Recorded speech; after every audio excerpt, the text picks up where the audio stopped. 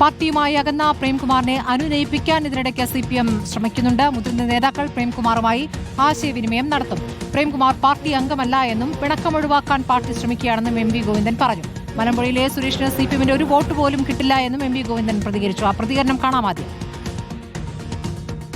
നിങ്ങൾ മനസ്സിലാക്കേണ്ടത് ഇവരൊന്നും പാർട്ടി മെമ്പർമാരോ പാർട്ടിയുടെ പ്രധാനപ്പെട്ട പ്രവർത്തകരൊന്നും അല്ലല്ലോ. ഞങ്ങൾ പല ആളുകളെയും പൊതുവായ വേദിയിൽ സഹകരിപ്പിക്കാറുണ്ട്. Party membership നോക്കിയിട്ടൊന്നുമല്ല. അങ്ങനെയുള്ള കാര്യങ്ങളിലൊക്കെ വരുന്ന എന്തെങ്കിലും പ്രശ്നം വെച്ച് ചിലർ ഞങ്ങളുമായിട്ട് പിണങ്ങുന്നുണ്ട്. പിണങ്ങുന്നവരെ പരമാവധി പണക്കം ഒഴിവാക്കാൻ വേണ്ട നിലപാട് ഞങ്ങൾ സ്വീകരിക്കും. പിണങ്ങിയേ പോകുന്നു പറഞ്ഞാൽ അവരങ്ങ് പോകും. അതിൽ വേറെ നോക്കിയിട്ടൊന്നും വലിയ കാര്യമില്ല. റഹീസ് റഷീദ് വിവരങ്ങളുമായി. റഹീസ് റഷീദ്, ഇപ്പോൾ പ്രേംകുമാർ പറഞ്ഞത് ഇരട്ട നീതി എന്നുള്ളതാണ്. തന്നെ പുറത്താക്കി എന്നുള്ളതും സച്ചിദാനന്ദനോട് മറ്റൊരു നിലപാട് സ്വീകരിച്ചു എന്നുള്ളതുമാണ് അദ്ദേഹം ഒരു വാദമായി മുന്നോട്ട് വെച്ചത്.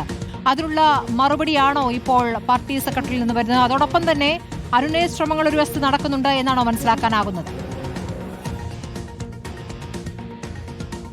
സ്മൃതി, പ്രേംകുമാറിനെ അനുനയിപ്പിച്ച് ഒപ്പം നിർത്തണം എന്ന ആഗ്രഹം CPIM നേതൃത്വത്തിനുണ്ട്. അതനുസരിച്ച് ചില നേതാക്കളെ പ്രേംകുമാറുമായി സംസാരിക്കാൻ പാർട്ടി ചുമതലപ്പെടുത്തിയിട്ടുമുണ്ട് എന്നാണ് മനസ്സിലാക്കുന്നത്. പക്ഷേ അദ്ദേഹവുമായി ഫോണിൽ ദീർഘനേരം സംസാരിക്കാൻ കഴിഞ്ഞിട്ടില്ല എന്നാണ് CPM നേതാക്കളോട് സംസാരിക്കുമ്പോൾ മനസ്സിലാക്കുന്നത്. നേരിട്ട് സംസാരിക്കാനുള്ള ഒരു ശ്രമം നടത്തിയെങ്കിലും അതും വിജയം കണ്ടിട്ടില്ല എന്നാണ് നേതാക്കളിൽ നിന്ന് മനസ്സിലാക്കാൻ സാധിക്കുന്നത്.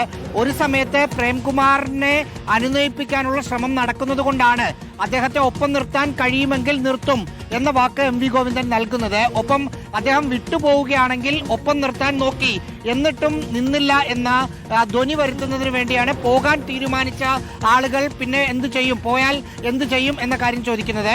സുരേഷിന്റെ കാര്യത്തിൽ പാർട്ടി നിലപാട് കൃത്യമായി തന്നെ അദ്ദേഹം സുരേഷിനെ പൂർണ്ണമായി തള്ളുന്ന പാർട്ടി നിലപാട് തന്നെയാണ് പറഞ്ഞത്. മുമ്പ് തന്നെ പാർട്ടിക്ക് പുറത്തു പോയ ആളാണ്. അതുകൊണ്ട് അദ്ദേഹം സ്ഥാനാർത്ഥിയായാൽ പാർട്ടിക്കൊന്നും സംഭവിക്കില്ല, ഒരു വോട്ട് പോലും പാർട്ടിയുടെ അക്കൗണ്ടിൽ നിന്ന് കിട്ടില്ല എന്ന് MV ഗോവിന്ദൻ പറയുകയും ചെയ്തു. സ്മൃതി, ശരി, റഹീസ് റഷീദാണ് വിവരങ്ങൾ നൽകിയത്.